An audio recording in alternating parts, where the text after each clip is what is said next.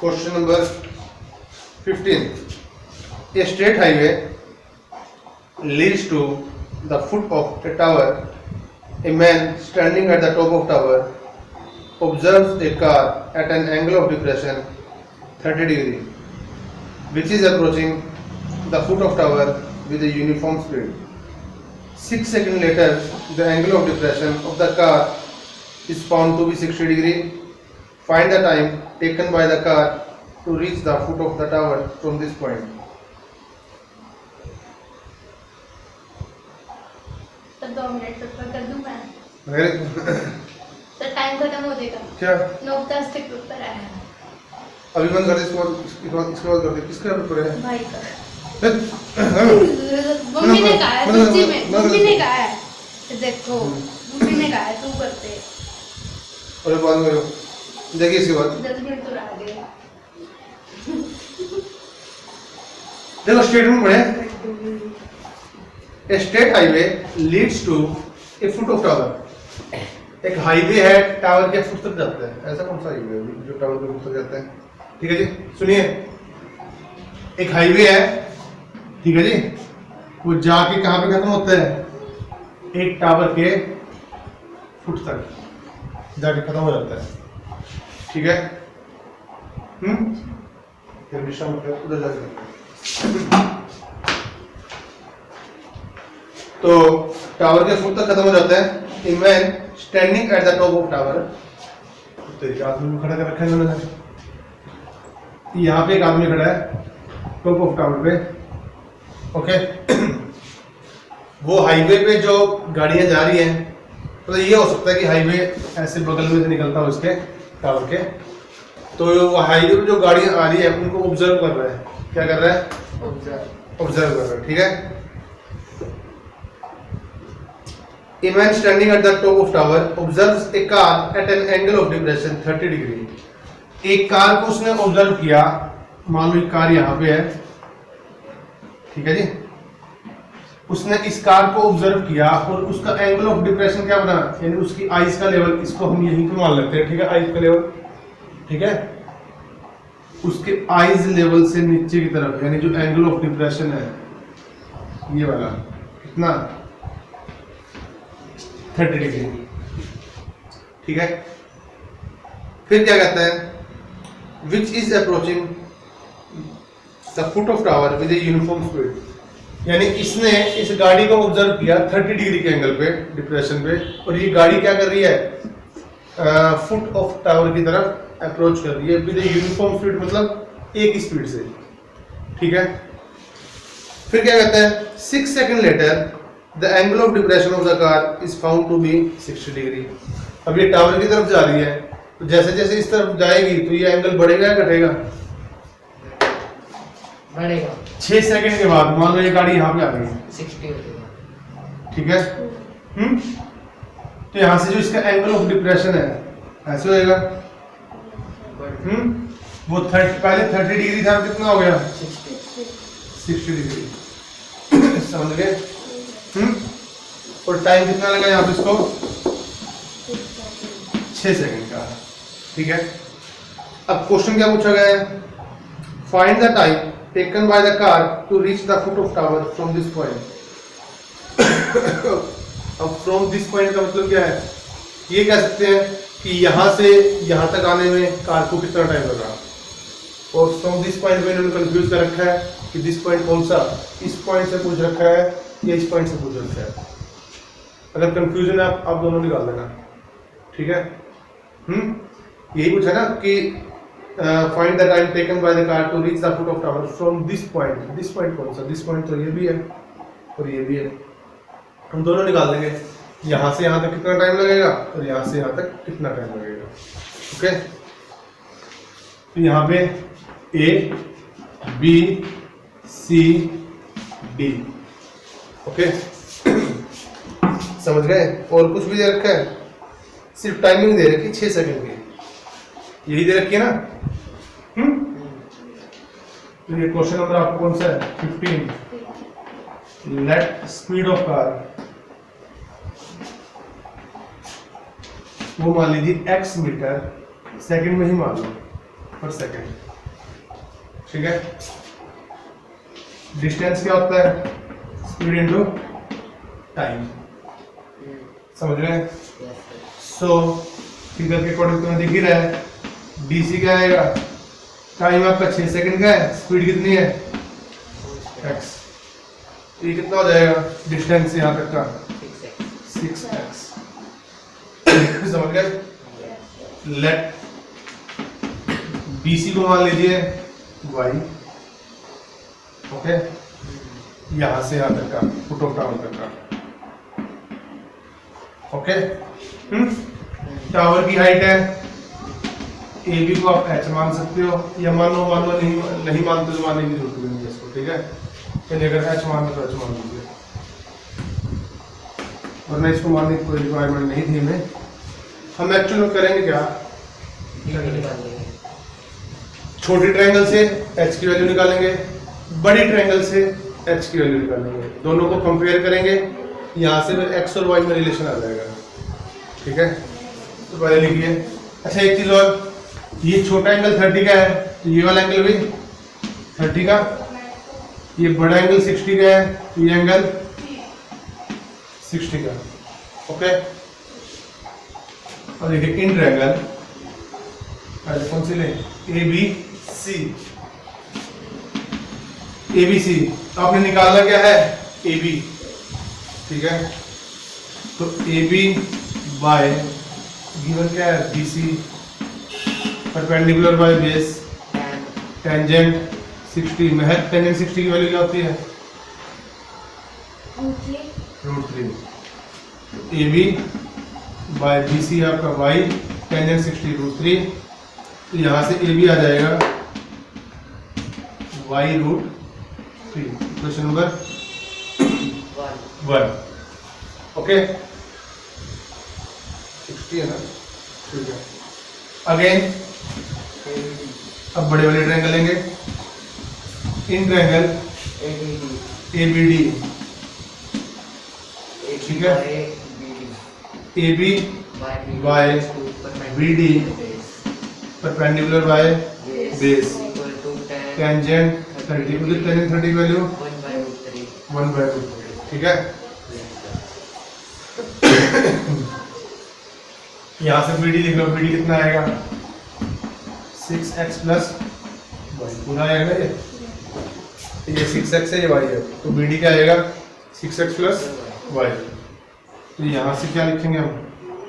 This implies AB की value रख दो, रखनी है तो y√3, यही था ना अभी निकाला था, और नीचे BD 6x plus y is equal to 1/√3, cross multiply करते हैं, तो यहाँ से क्या आएगा? 3y is equal to 6x plus y, y को इधर ले आए, 2y इक्वल टू 6x, तो y की वैल्यू क्या आ जाएगी? 6x/2, 3x, तो y की वैल्यू आ गई 3x। यहाँ तक कितना आ गया? 3x, समझ गए? सो BD कितना? BC आ गया आपका 3x, एंड जो BD कितना आ गया? B से लेकर D तक 6x प्लस 3x कितना हो गया? 9x 3x आएगा sir, BC equal to 3x, okay. तो आपने क्या निकालना था? Time taken by the car. Time, तो टाइम क्या होता है?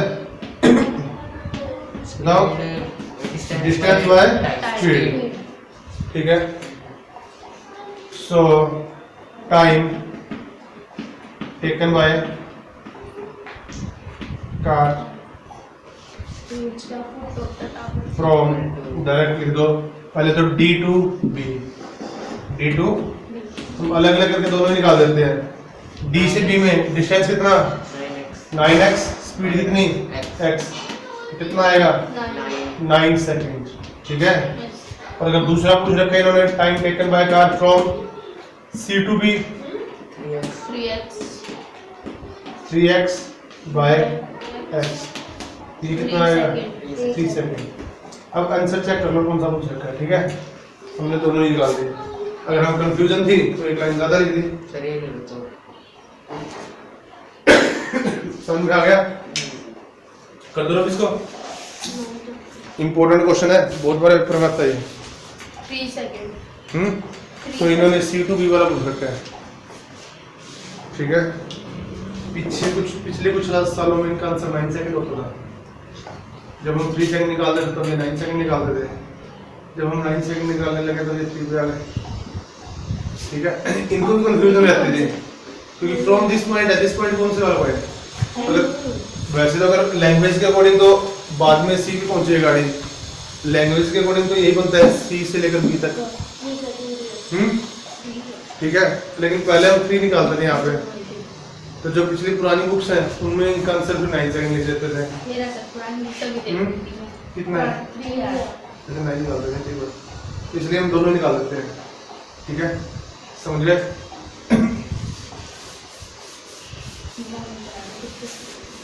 नेक्स्ट अगला क्वेश्चन, लास्ट क्वेश्चन। ये लास्ट वाले दोनों इंपॉर्टेंट है, ध्यान रखना। लास्ट वाले 2 क्वेश्चन दोनों मोस्ट इंपॉर्टेंट।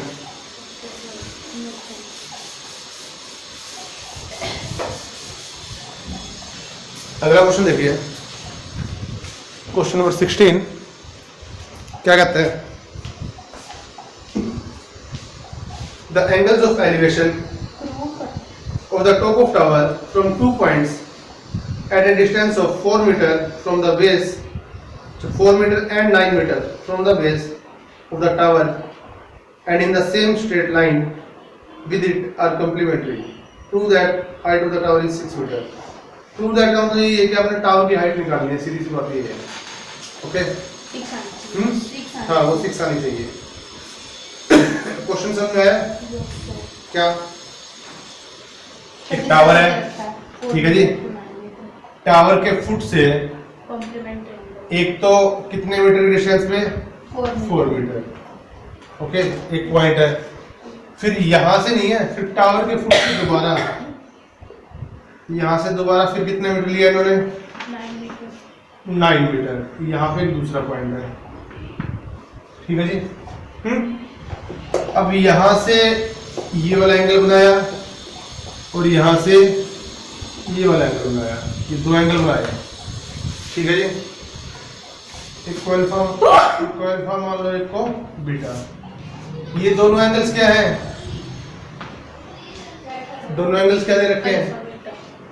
अरे अल्फा बीटा दे रखे, दे क्या रखे हैं? कॉम्प्लीमेंट्री। कॉम्प्लीमेंट्री एंगल क्या होते हैं? जिनका सम 90 हो, जिनका सम, तो यानी इनका सम क्या दे रखा है? 90, ठीक है जी। तो अगर इसको अगर आप थीटा मानते हो कि अल्फा मानना, चलो थीटा मान लो, तो दूसरा क्या आएगा? 90 माइनस थीटा से आएगा। तो कॉम्प्लीमेंट्री का ये बेनिफिट है। आपने क्या निकालनी है इस टावर की? Height A B C D। समझ में आया? Question number 16, let height of tower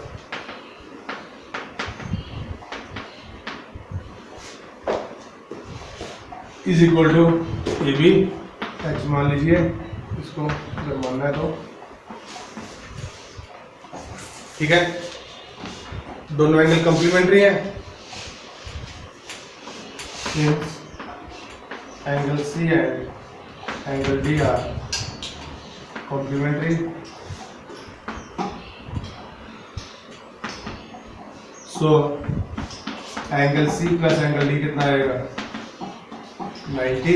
angle D ने यहाँ से हमने निकाला 90 माइनस एंगल C, ओके।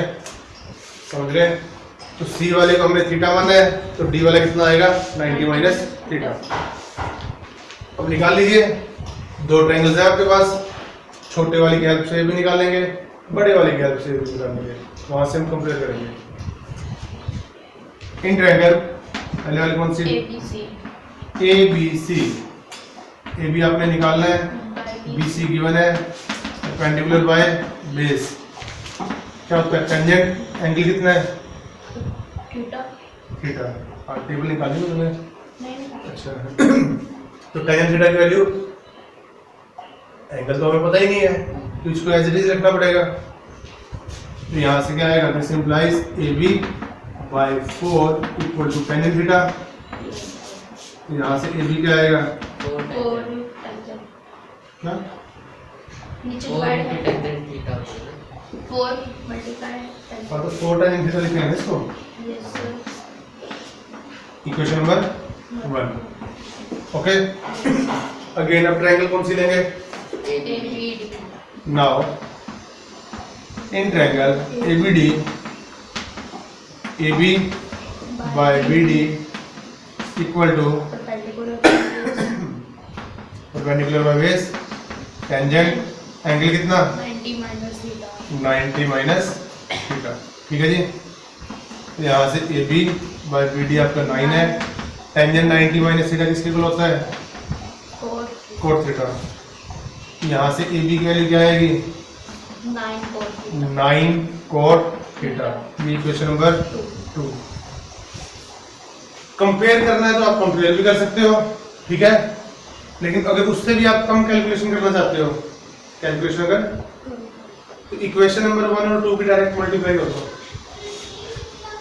उससे आपको ये होगा, एक तरफ tan थीटा आएगा और एक तरफ कोट थीटा आएगा, इनके मल्टीप्लाई करोगे तो कैंसिल हो जाएगा ये। मल्टीप्लाइंग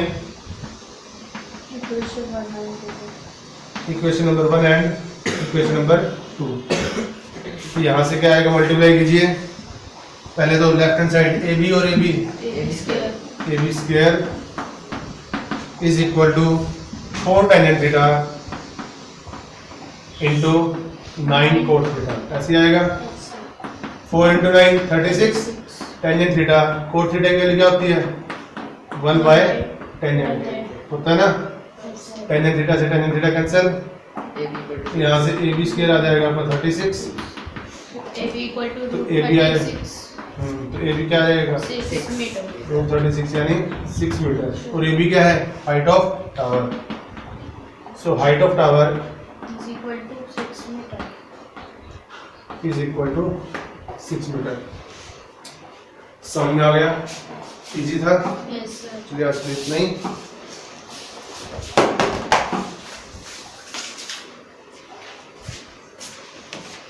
आपको 9th चैप्टर खत्म हो गया है।